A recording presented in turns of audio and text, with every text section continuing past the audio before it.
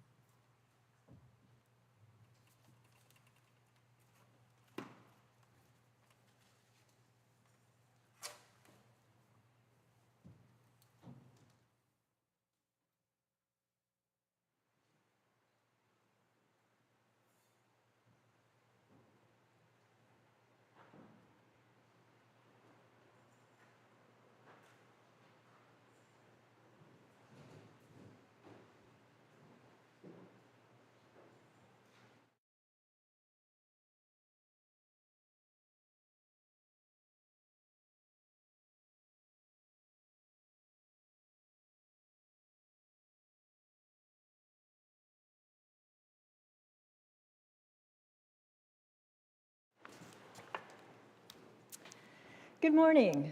I'm Heather McKernan, your moderator for today.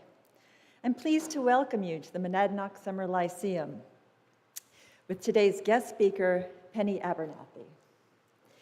Before we get started, I'd like to thank today's musicians, Hillside Trio, for providing the music many of you enjoyed while waiting for the live broadcast to begin. Also, thank you to the Verney Foundation for generously sponsoring today's event, and to Roger Swain for the beautiful flowers.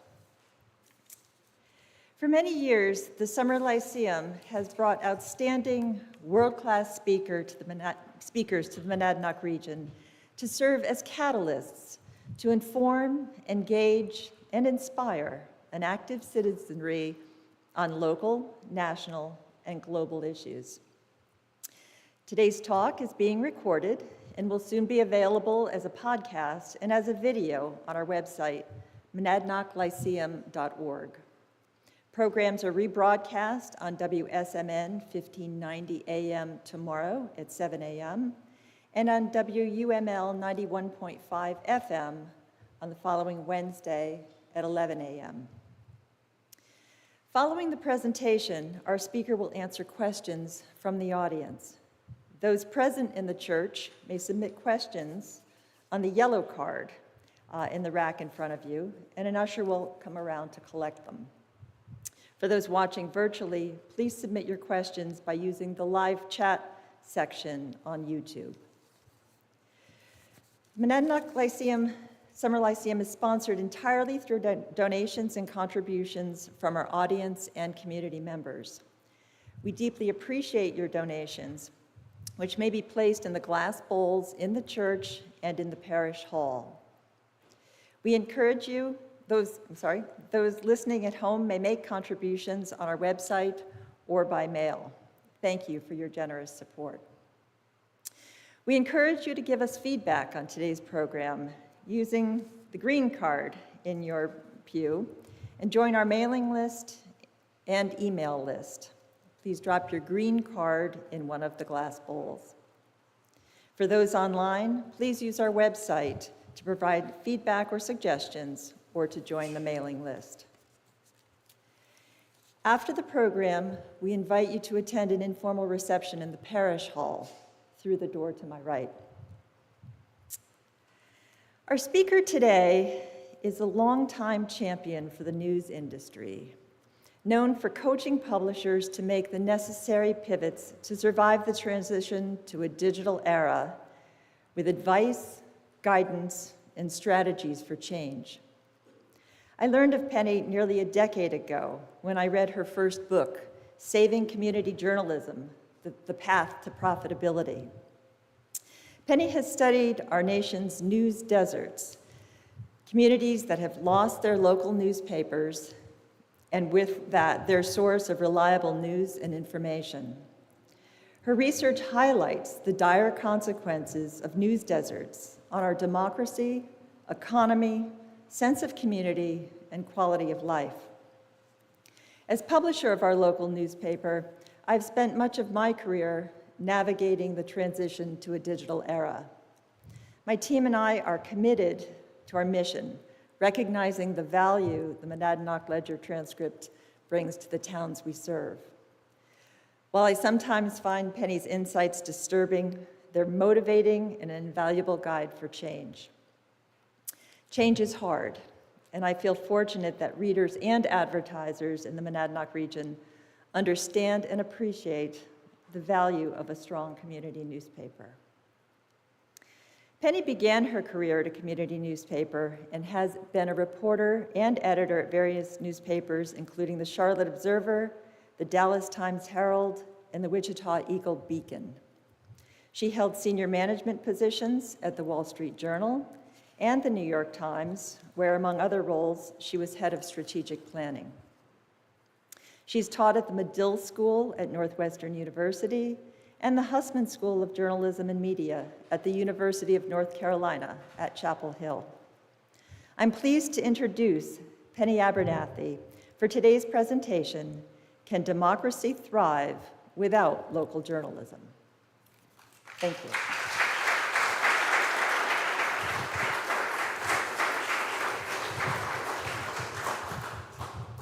Good morning. Thank you, Heather, for that very kind introduction. Excuse me, I've had a catch in my throat this morning. Thank you for that very kind introduction.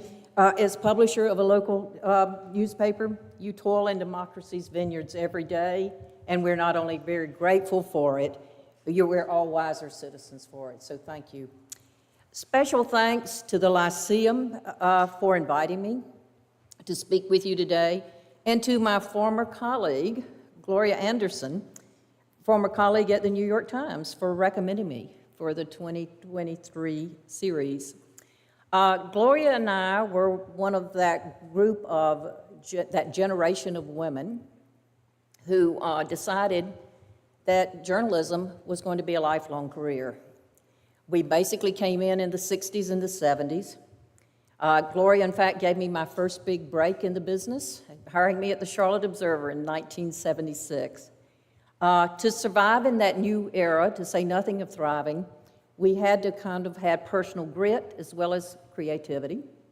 But we couldn't have done it without the help of others, for family, friends, colleagues, corporate owners, even lawmakers who made it a lot easier for us to be in the workplace.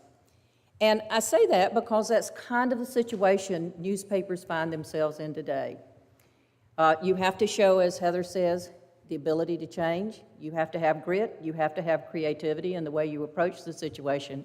But you also need the collective action of others.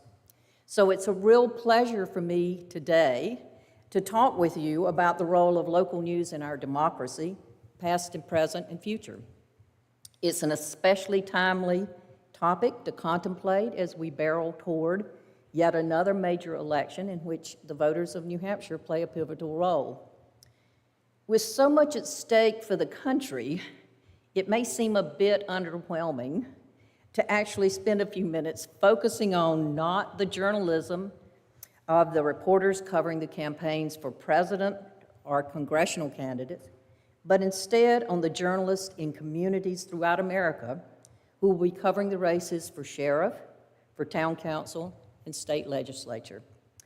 So let me begin with a story that illustrates why it's imperative that we save local journalism in this digital age in whatever form it is delivered, print, digital, or broadcast. In 2008, I returned home to North Carolina to become a professor after working 25 years at such esteemed publications as The Times and The Wall Street Journal, newspapers that collect Pulitzer Prizes like I used to collect subway tokens. While I toiled in the Big Apple, the newspaper environment in North Carolina had changed dramatically. Many of the small weeklies and dailies that employed me early in my career were struggling to adapt to the digital age. They urgently needed new business strategies to sustain local journalism, a critical building block in our democratic system. I was particularly intrigued with the potential fate of the scrappy Whiteville News Reporter, a small family-owned weekly paper serving a very poor rural community in southeastern North Carolina. In 1953, the News Reporter, which then had a circulation of only 4,000, became one of the smallest papers ever to win the Pulitzer Public Service Gold Medal, which is considered the most prestigious of the Pulitzers. For 3 lonely years in the early 1950s, before attracting the attention of national publications, the newspaper waged a relentless campaign against the rising influence of the Ku Klux Klan, which had infiltrated local police and fire stations. The publisher and the editor defied advertiser and reader boycotts, as well as personal attacks and threats on their life. Ultimately, as a result of their journalism, 62 Klansmen were arrested and convicted. Now, here's my favorite part of the story. Rather than encase the Pulitzer Gold Medal in a glass display in the lobby of the News Reporter, the publisher allowed the somewhat eccentric and crotchety editor to use it as a paperweight on his desk. According to the editor, the greatest reward for his crusading journalism was not the accolades of peers.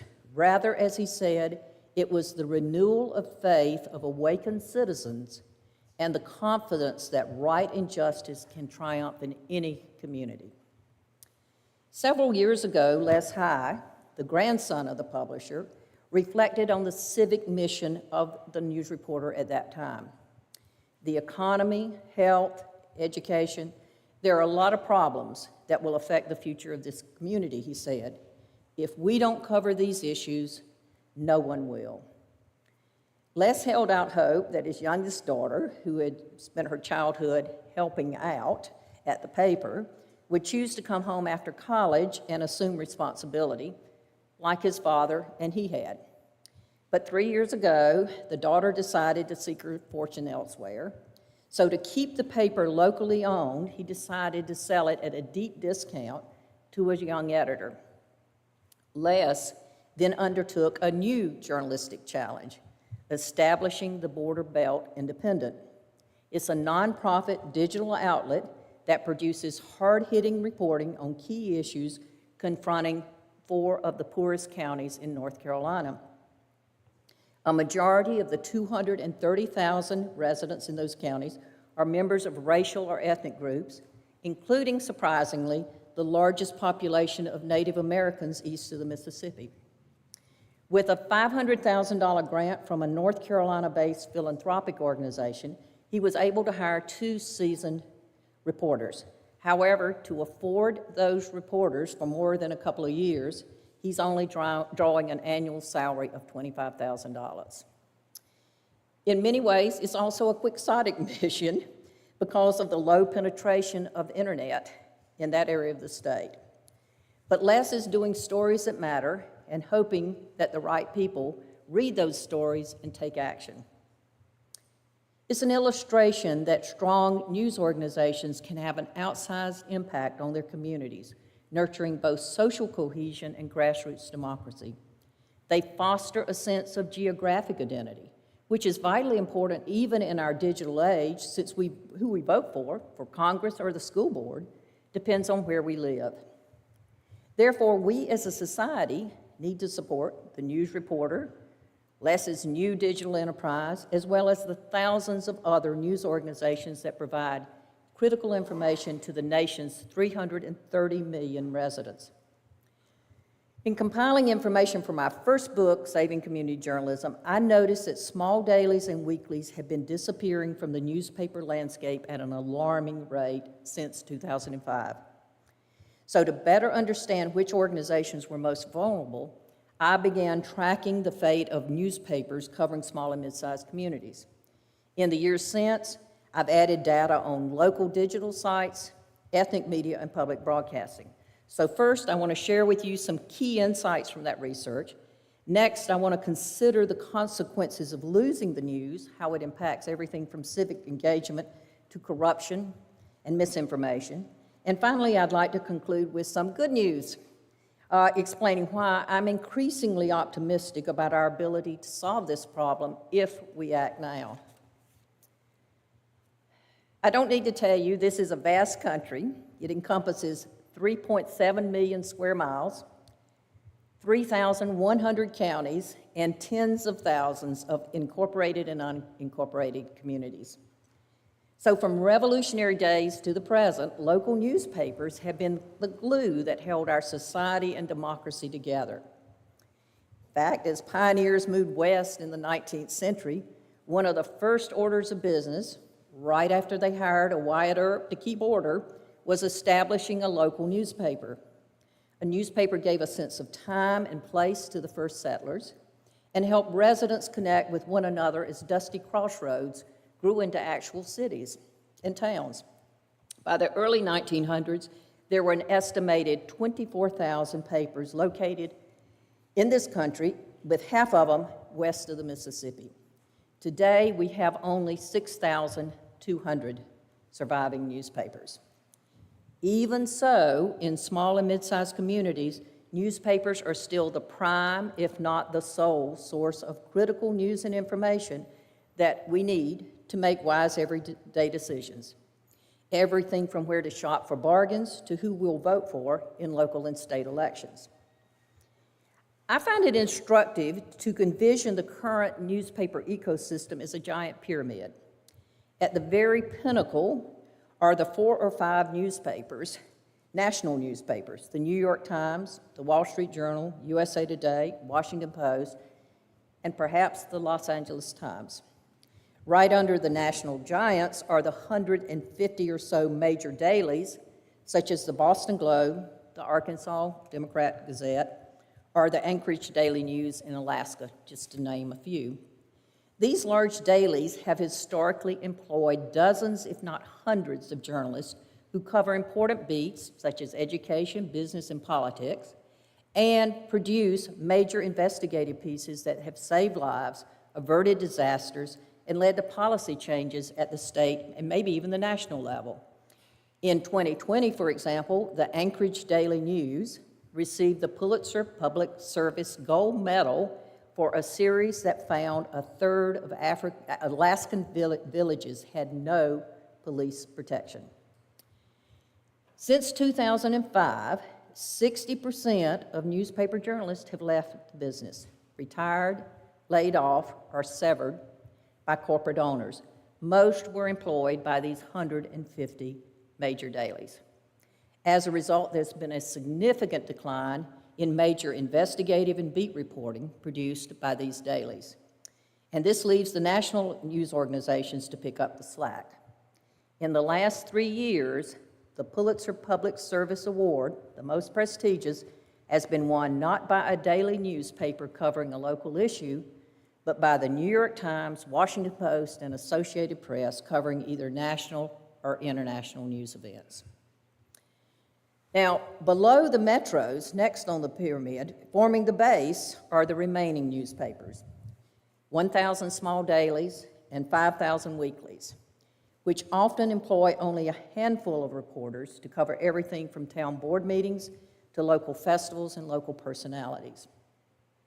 Many of the survivors are struggling financially, surviving on a shoestring budget that limits their ability to cover not only routine government meetings, but anything beyond that.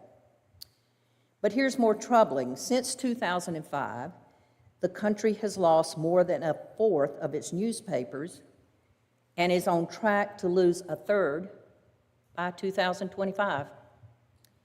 All but 24 of those vanquished newspapers, 25,000 that we've lost, have been small dailies and weeklies that form the base of the pyramid. Think about it this way: when the lights go out at the newspaper, you no longer have the reporter covering the town board meetings, to say nothing of the local festivals and local personalities. Now, unfortunately, most communities that lose a newspaper don't get a digital or print replacement. So while we have lost 2,500 newspapers, today there are only 550 local digital news sites in the entire country. And more than 90% of them are located in large cities or state capitals. Half of the digital outlets are nonprofit and cover statewide issues.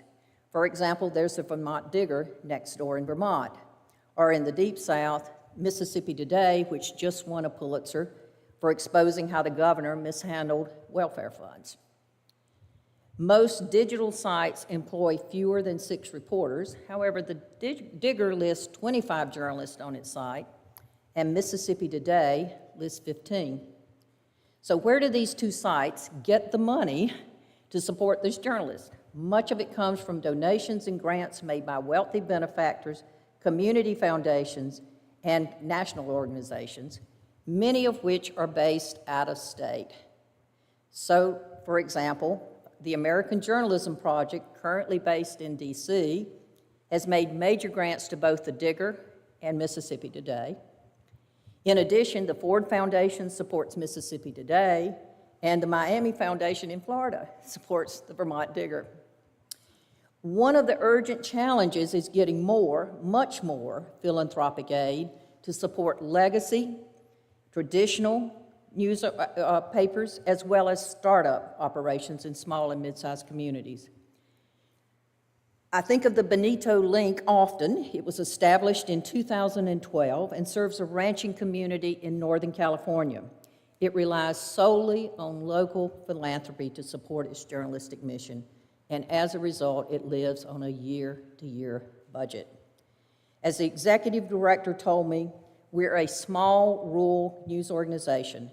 Just a small share of the dollars that go to large digital sites would make a big difference. But major grant owners, givers, want impact in terms of reaching lots of people, and we can't provide that. So, as newspapers and digital sites struggle, This leaves regional television stations, ethnic media, and public broadcasting to pick up the slack, but each are very limited in what they can do. Let me quickly go through that. While regional television stations employ roughly the same number of journalists as newspapers, more than 95% of the stories, as we all know, produced by those journalists are about events in the city where their station is located. Ethnic media confronts the same business challenges as mainstream newspapers and also are predominantly located in urban areas. And public broadcasting is underfunded. Compared to other technologically advanced democracies such as Japan or Great Britain, the U.S. spends only a minute fraction of our tax dollars on public broadcasting, and most of the funds go to support the entertainment programs we like, such as Masterpiece Theater. This leaves vast areas of the country without any local news. Today, more than a fifth of the nation's citizens live in what we euphemistically call news deserts. It's either a rural or urban community where residents have very limited access to critical news and information that nurtures democracy and social cohesion. 70 million people live in either one of the 215 counties without any news outlet, or in the 1,560 counties with only one. And that's usually a weekly covering a vast geographic area. So why are we losing the news? It all boils down to economics or lack of funding.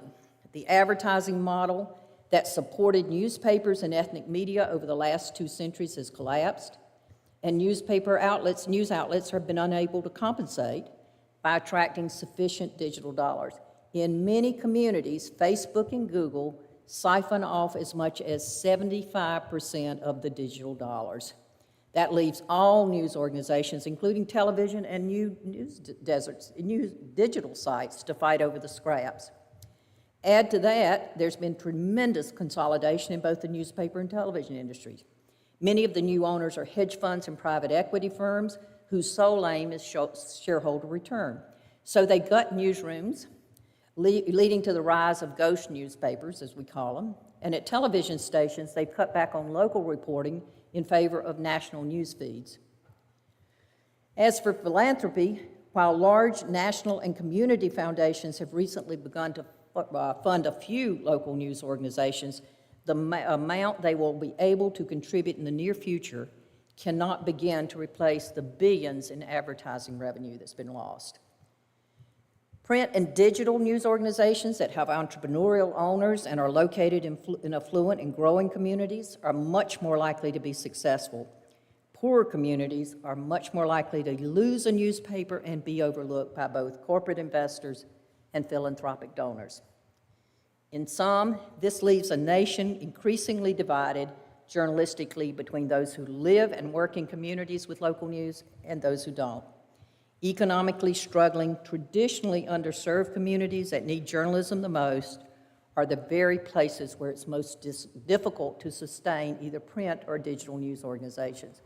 And that has far-reaching consequences for our democracy, as well as societal cohesion. As far back as 1850s, our friend Thoreau fretted over whether technology was making us smarter citizens or distracting us with trivia. As telegraph lines were being laid across the Atlantic, bringing news in record time from the old world to the new, he worried, and I just have to read this quote because it's so delicious, "Perhaps the first news to break through the broad, flapping American ear will be that Princess Adelaide has the whooping cough. Hardly a man takes a half-hour nap, but when he wakes up, he holds up his head and asks, 'What's the news?'" We can easily imagine Thoreau's head-shaking disgust and verbal evisceration if he were to contemplate our media habits in the year 2023. Algorithms choose our daily news diet. As Thoreau feared, more news faster is not always a good thing. With a mere swipe of our iPhones, we can have access to an abundance of news and information coming at us 24/7. The latest terror attack, posturing by presidential candidates, the shenanigans of celebrities, and we're free to share it, as well as our opinions. But missing from the motley collection of trivia and substance is what's happening in our own backyards, save for the videos and photos posted by our friend. Local news about a tax increase or a zoning decision is rarely of such interest that it trends, but both have outsized impact on our everyday lives and potentially future generations. In 2011, the FCC published a landmark report on the state of local news. It estimated that as much as 85% that eventually made headlines in national news organizations such as the New York Times had first been reported by a journalist for a local paper. It identified 8 types of what it called critical local information that all of us need in order to make wise decisions that will affect the quality of our lives. In addition to local politics, the list included education, health and safety, environment, and the economy. As newspapers were vanishing, the FCC articulated an urgent need for other news organizations, digital and broadcast, to step up.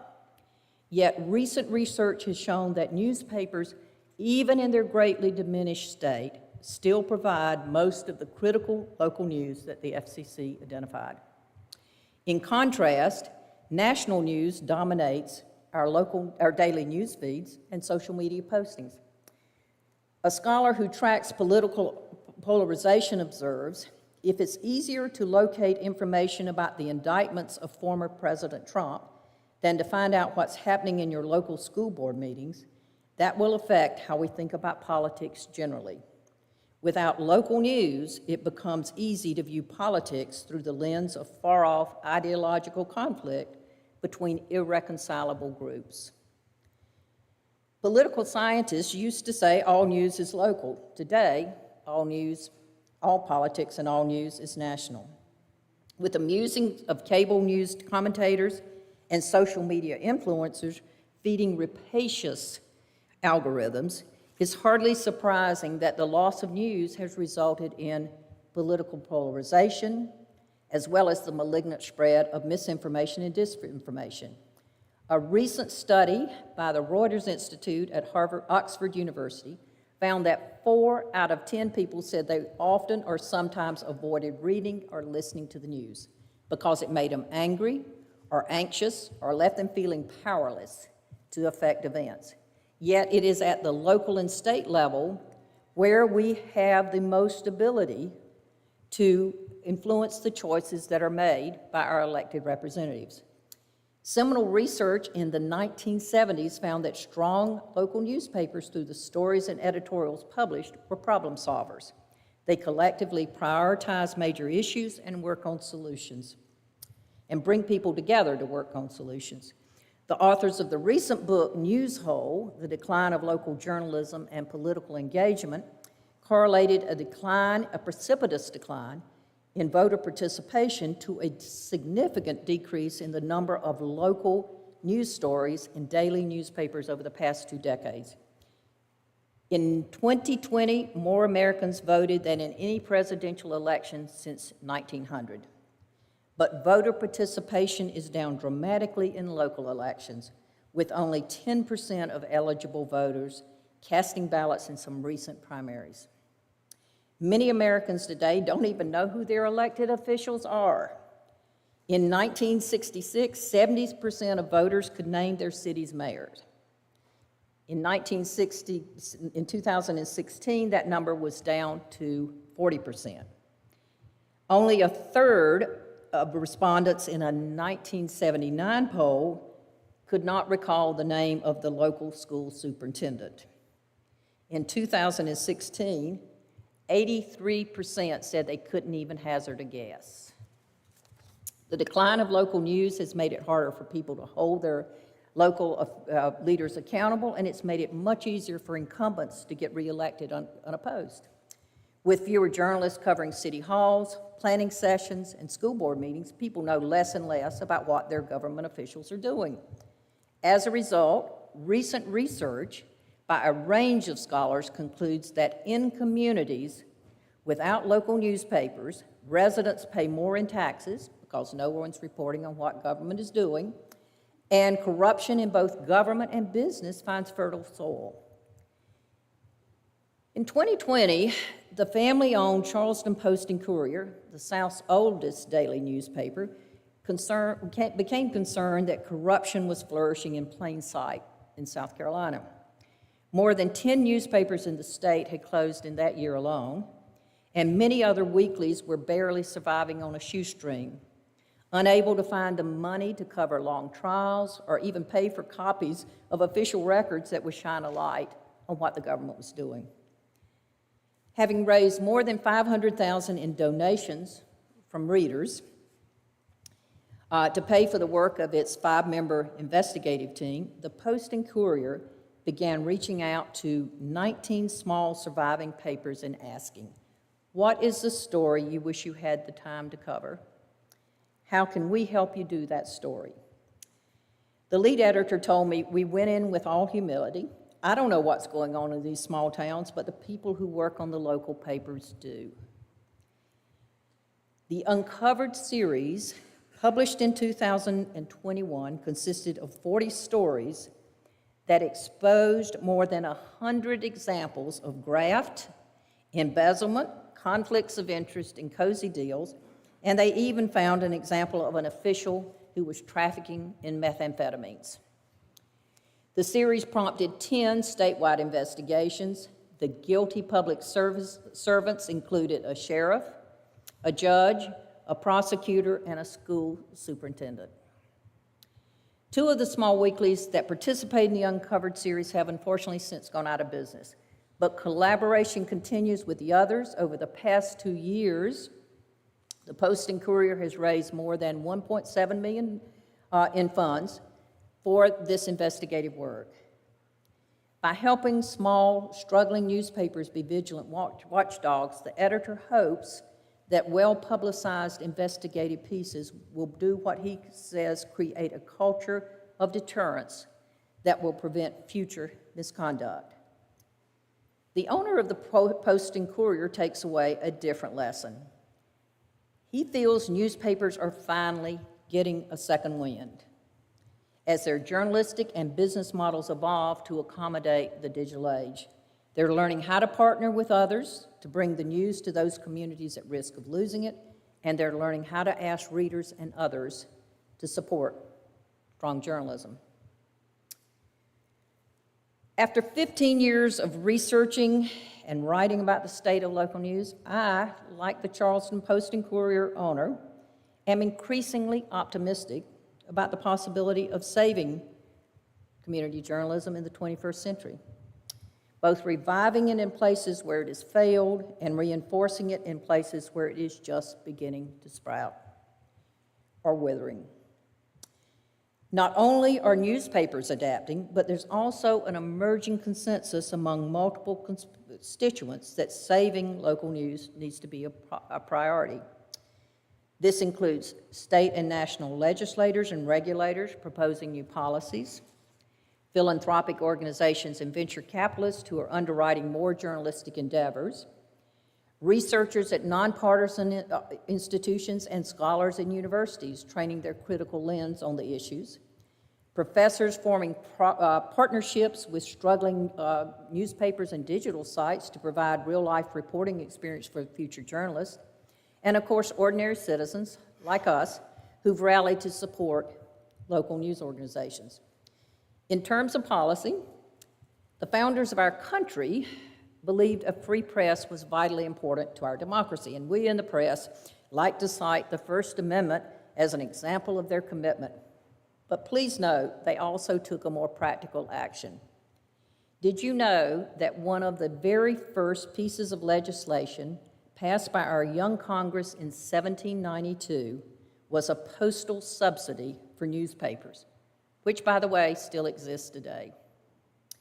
A bipartisan bill just introduced in Congress would build on this tradition by offering tax credits to small news organizations that hire journalists and to small businesses that advertise with local outlets. More than 12 state legislatures are also considering subsidies. 2 years ago, our neighbor to the north, Canada, enacted such legislation and has found that offering tax credits for reporters and advertisers has revived many small newspapers in that country.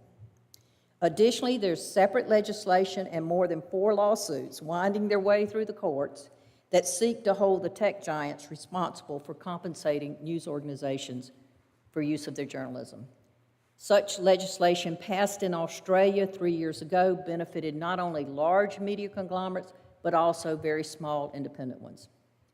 On the philanthropic front, several large national foundations are finally beginning to support not only digital startups in large cities, but also newspapers in less populated areas. One of the most significant of these efforts occurred next door in Maine last month. The National Trust for News, a nonprofit that aims to keep newspapers alive, purchased the 5 dailies and 17 weeklies formerly owned by the Maine Masthead Group.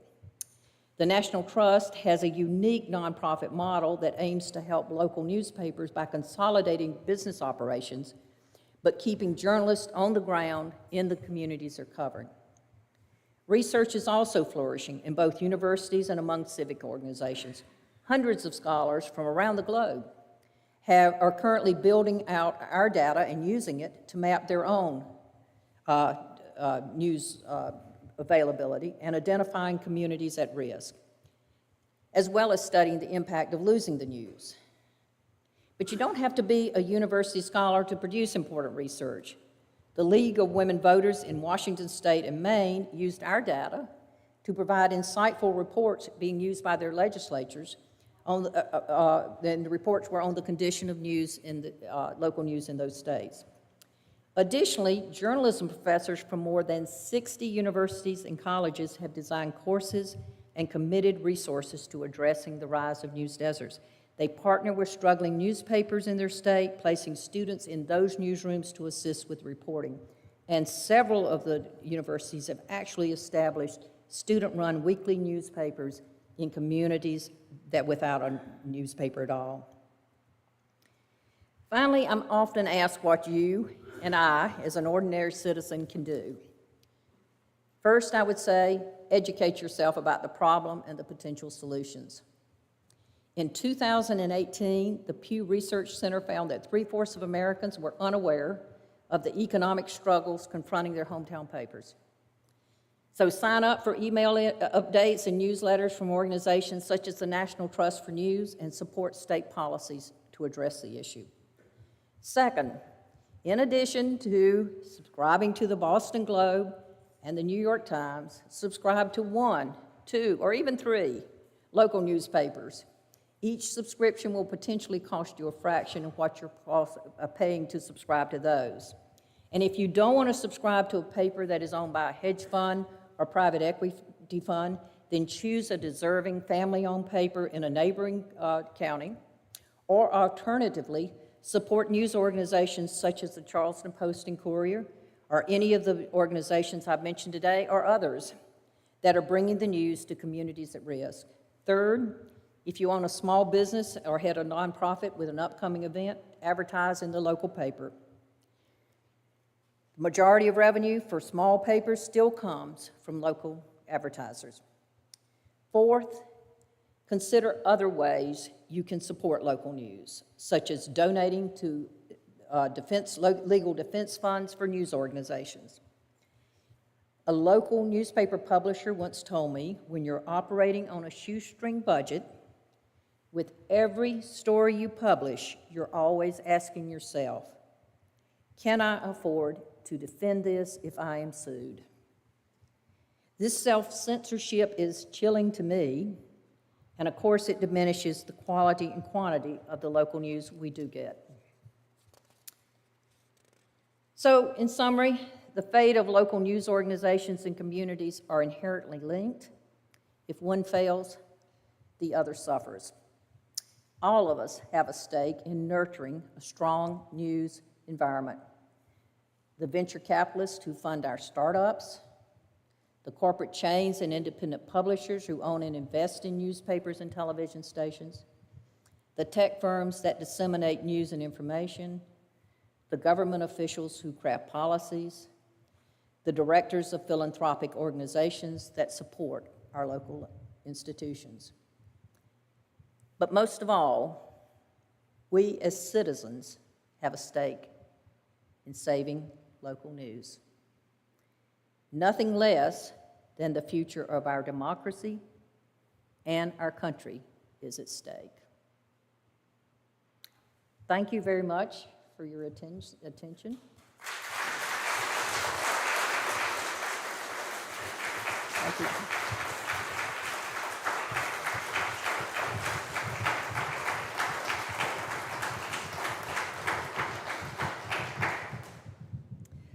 Thank you, Penny, for your insightful thoughts on local journalism and democracy. We have some time for questions from the audience. So those watching virtually, please continue to submit your questions using the live chat section on YouTube.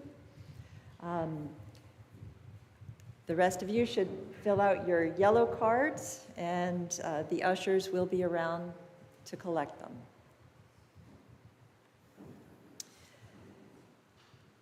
And while ushers are collecting, let me begin, Penny, by asking this.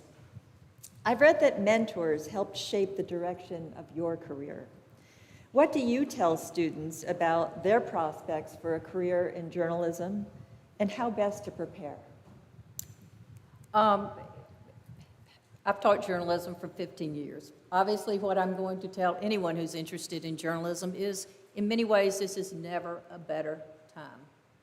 And let me explain why. We have an awakening in this country of communities we haven't served. There's a wonderful opportunity to think about creative ways we can serve those communities. I think back to the era when Gloria and I came into the business and decided to homestead. Women of that generation changed the stodgy society pages into entertaining and engaging feature sections.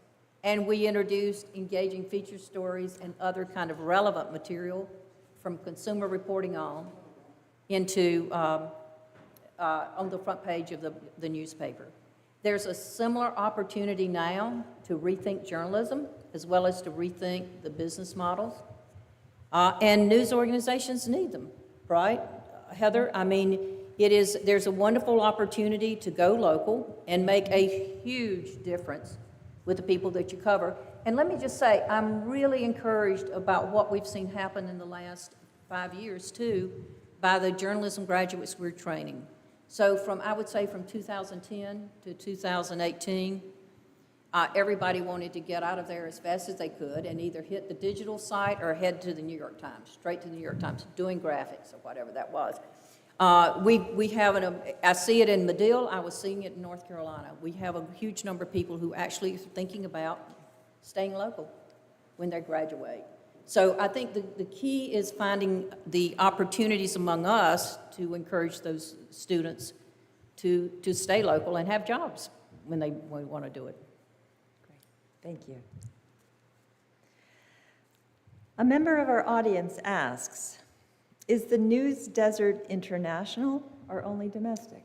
It's very interesting. When I published the first report in 2016, the first phone call I got was from a Japanese journalist.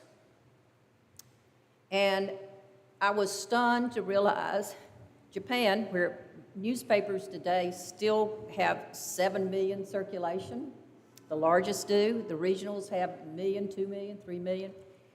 Their circulation had been cut in half, and they looked to the U.S., having established a model built on what they saw here, and were very concerned that we were the canary in the coal mine. So in the years since, I've had it from not only Japan, close association with Australia and Canada, Germany, France, England, in South America, from Brazil and Argentina, and India is also popping up. So I think that people see what is happening here as kind of a warning that says we need to get on top of this now. There's time to act. The difference between European countries and us, unfortunately, is that they have a strong system of providing public funding to news organizations that goes down to the regional level. So they're not experiencing the same sort of loss of reporters at the regional level that really hampers Heather's ability to be able to connect with others that can help you, just as the Charleston Post and Courier did with the 19 newspapers in South Carolina. Thank you. This also from a member of the audience. Should we worry about political organizations co-opting news, local or otherwise? Absolutely. One of the things that has occurred over the last 4 years is that these super PACs have begun to establish their own fake news sites. That's all I can say. They masquerade under names like the Buffalo Tribune that makes it seem like it is a news site. And let me be real clear. They are often, the majority of them are owned by conservative PACs, and they are designed to promote national candidates. But here's the punchline. You can look at it and say, well, they just don't have much traffic on their website, so we don't need to worry about them. There are currently about 1,300 of them. We're about to have the number of digital PAC-based sites, politically affiliated sites, surpass the number of actual dailies we still have in the country. They don't worry about who visits the website. These are all algorithmically based. All they care is posting something that is going to be posted on social media and get tons of shares. So you can have a site that is dead for 3 years, they post one story and that goes viral and they have accomplished their goal. So I think the good news is, starting with the folks at Duke, we have a lot of people tracking them. We also have organizations that are trying to assess whether there's quality, assess and sift out the ones that are not of quality but that are politically leaning. So I think the good news is we recognize it, but we do need to worry about it and we do need to watch it, especially next year as we barrel toward a national election. I noticed they were not as active last year, but they're already beginning to be very active this year. Thank you. Newspapers, small and large, have depended on revenue from subscriptions and advertising to survive. As readership declines and advertising streams dry up, how can they be expected to survive? Is it realistic to expect that philanthropy is the answer? So let me give you a little history. As late as 2005, 80 to 85% of the revenue that supported newspapers came not from your subscriptions, but from advertising. So the large newspapers lost classified first, somewhere between 2000 and 2003. The small newspapers were terribly hit by 2008. When Wall Street got a pneumonia, so did the Main Street retailers, and that was the big loss for many of these newspapers. What has impressed me about the small newspapers that I've followed over the years is they remain very ingenious and creative in seeking new sources of revenue. They have asked readers to pay more, but they've also done a lot of things to engage readers, so they're willing to pay more. All of the small newspapers that I deal with still depend on local retailers for at least 60% of their revenue. Some of them are ingenious of figuring out a way to get advertisers outside the county to pay by looking at commuting patterns. It is, Heather, I'm sure you will agree, it's very challenging being a publisher now, but there's never been more opportunity to think creatively. Absolutely. And figure out ways to get people both engaged and also get them to get advertisers to bring them back. Interestingly enough, several firms that track effectiveness in advertising have shown that by advertising both digitally and in print, you increase the effectiveness of your advertising by a whopping 50%. If you think about it, you're going to hit people on digital that you don't hit on print. You're going to hit people in print that you don't hit on digital. But taken together, you're going to hit people that do both, and it reinforces the message. So I think many advertising departments have gotten very creative in selling the two. And I think that, again, we have to think, though, again, what are we doing? We don't want to evolve into a situation where if you're in an affluent community, you can afford to have a newspaper. If you're in an economically struggling community, good luck. Next. Can Facebook be convinced that cooperation and support for local news organizations will be profitable for them? It's not going to be profitable for them. It's going to diminish their profit margins. And what they have done each time this has happened is they've threatened in Australia, both Facebook and Google, threatened to cut out all of what the news sharing of any news articles. Now, I find that a little bit disingenuous because they spent roughly $1 billion each convincing news organizations they should be posting on Facebook and Google from all of that. It has not been profitable for newspapers to do that, especially small ones. So they will do what they did in Australia. They'll threaten a boycott, and in a month, in a week, they'll come around. They've done the same thing in Canada. They'll come around. People want news. People like local news. And if that's what goes on the Facebook feed, when you post something, they're going to want to have it.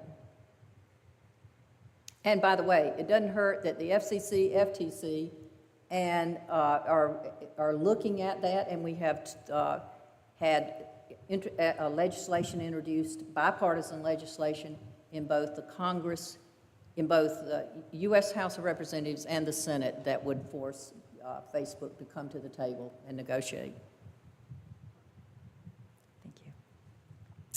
The Atlantic this week published an article arguing that preserving local journalism makes sense in financial terms for communities by rooting out corruption. If you've seen the article, do you agree with their analysis? Well, what did the Charleston Post and Courier find, right? I mean, it's exactly that. I mean, we don't know. One of the key studies that was done 3 years ago by financial scholars in 3 different major universities, they found that when you do not have a newspaper reporter simply showing up at the local government meeting to discuss bonds that are issued, you pay more for the bonds in basis points, a lot more in basis points, because the people doing the lending don't trust that the government has actually calculated what they need right or will pay it back right. So you're going to pay much more in taxes. That gets passed along to you. So yes, it can pay for itself, and I think economists have shown that. The other thing that we're also seeing is that business scholars are also looking at what the cost is to small businesses. A study out of Harvard last year found that corruption also flourishes in small businesses in your local community, which ends up costing you more and costing everyone more long term. Thank you. Is there a list of the resources we can support? I will be more than happy to provide that. And I will talk with Bob about how I could do that. I only mentioned a few today, but they stretch from Hawaii to the Appalachians. There are a lot of news organizations that are doing really good things, and as for me, I don't support the local paper with a subscription because it's owned by a hedge fund or private equity. But I support 3 other local news organizations, including ones in the counties around us that I think are doing a good job. Plus, give to causes like the Charleston Post and Courier, who are actually going out and helping smaller papers, persevere. Mm-hmm. Great, thank you. Thank you again, Penny, for sharing your time and expertise with us. We hope you all have enjoyed today's live broadcast of the Monadnock Summer Lyceum. Thank you for your support of the 2023 season. Please join us next week for our final week of this summer series to hear Hernan Romero play and talk about flamenco music. Now please join us for an informal reception in the parish hall through the door to my right. There you'll have the opportunity to engage in further conversation with our speaker and enjoy cold drinks. So, thank you all. Thank you.